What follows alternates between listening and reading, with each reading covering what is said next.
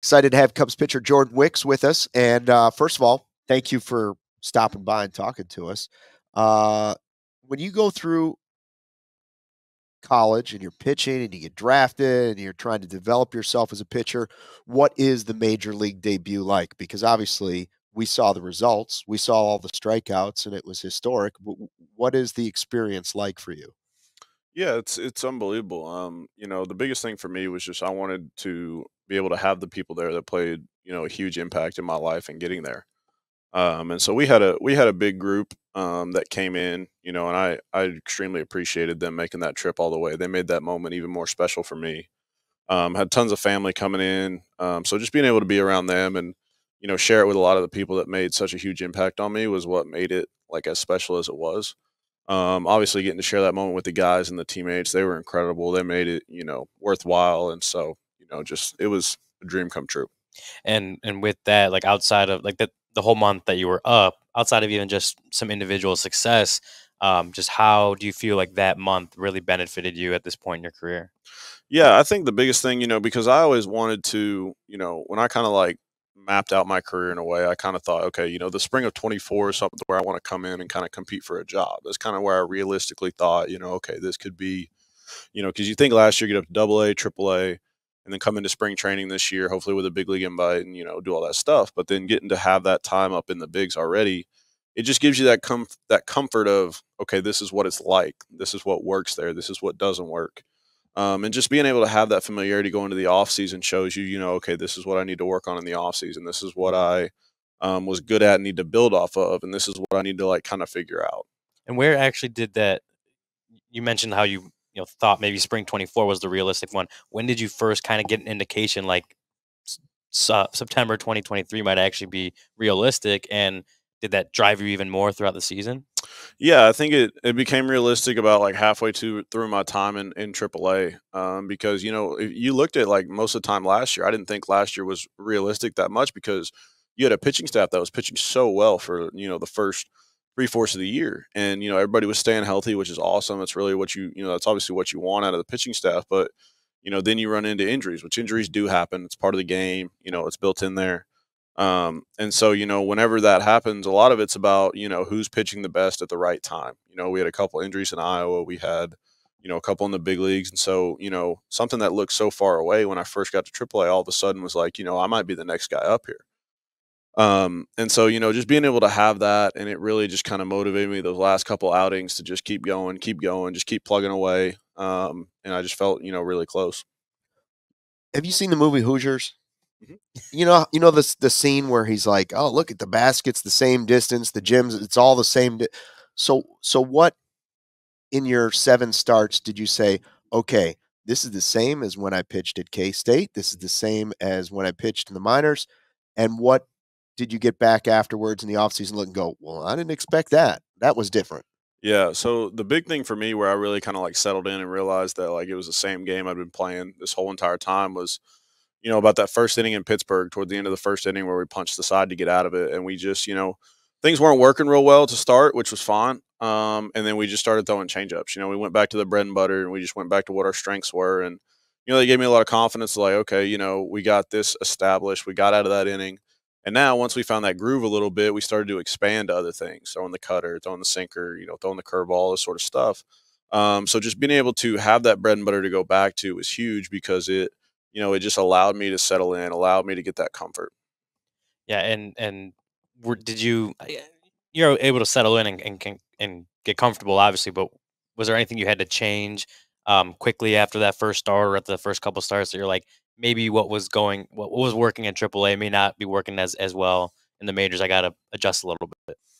Yeah, I feel like we threw the cutter a little bit more in the bigs. And that was a lot of credit to Tommy and the catchers coming and saying like, "Hey, I really think we can have a lot more success with this." And I was like, "Yeah, let's do it." So we really started to get an emphasis on that. And I let the new year pass, not going back and watching anything. But once the new year came around, I started doing, going back and watching my outings, doing my film study from last year. I've been watching a lot of Cole Hamels film this offseason, a guy that throws, sinker, cutter, four seam like I do. Watch some Lester from when he would throw sinker, cutter, and four seam. A guy like Cliff Lee. I talked to Cliff Lee a lot in the offseason. He still lives back home. And so just being able to have those resources and just kind of almost expanding like my baseball knowledge and the study of the game was huge for me. Something I wanted to do before heading into spring training. And I think we've accomplished a lot of that. Those are some pretty great names from Major League Baseball. Who on the current team, if anybody, do you kind of lean on for advice, whether it's in between starts or wherever? Yeah, Kyle was big for me when I came up. He's such an outstanding guy, such an outstanding teammate. He told me, he said, I will help you any way you need. Like, you can ask me anything, don't worry about it. And so I always liked sitting next to guys like Kyle. J-Mo helped me a lot too, talking to him, and then obviously getting to Steely. And the biggest thing for me was I just loved getting to watch Steely go about and do his business, and really kind of come into his own last year, which was awesome to be there and just witness and be a part of it, which was great. And so I loved getting to do that. And so, yeah, just, getting to pick the brains of those guys and be around them, watch them do their day in, day out stuff was some of my favorite stuff. Obviously the off season started with a pretty shocking move. Craig Counsell getting hired. What were you doing? Where were you at? Like, what was your reaction when you got that news? Yeah, I was driving back from the gym, and I was in my truck and just pulled into the house, sat down on the couch, just started opening up Twitter, and you get stuck on Cubs Twitter, which in the off season is something where I'm like, I'm not really wanting to be on Cubs Twitter. It's the off season, and so I sit here. Don't go there, Jordan. But I mean, the Cubs Twitter was going nuts, and I'm like, well, something must have happened. And I look, and I saw it, and I went, oh my. And so it's funny because people always ask me, they're like, when did you know? And I'm like, I found out on Twitter like everybody else did. I found out after everybody else. I was late to the party. People were texting me, and I'm like, what are you talking about? And then I look it up. I'm like, oh, that's what they're talking about. Okay. No, but it was a pretty surprising move. All the respect in the world to Rossi. I really enjoyed getting to play for him. He's the ultimate professional. He encouraged me a lot when I was up there, and I can't thank him enough for that. And I'm excited for this next era with Craig. I'm excited to kind of see the differences, because it'll be, got about a month up there with Rossi, seeing how he does things. And so, yeah, I'll be interested in what the differences are. And I got to talk to him yesterday. Got to meet him, and he's an outstanding guy, and I'm excited for spring training. Where's this team at? Where are you guys at in the climb to trying to being the next great Cubs team? I think there's a lot of promise in this team. I think we've got a really interesting blend of some guys that are veteran guys. You talk about Happer. Nico's still super young, but he seems like a veteran guy. He's been around so long, and just how he carries himself. You got Dansby, you got, Kyle, obviously. You got all these guys. And then you've also got the guys that are emerging, right? So, like, guys like last year that, performed like they never have. You talk about guys that have penned like ALLCITY, Merriweather, Leiter Jr., all these guys. And, there's a lot of young talent too. So I think it's very exciting. I think it'll be interesting at the beginning of the year, just kind of what, some of the battles look like, some of the positional battles. But I think, the camaraderie in the team, there's a lot of gelling. Like, a lot of us get along really well. We were all really excited to get here and be together again.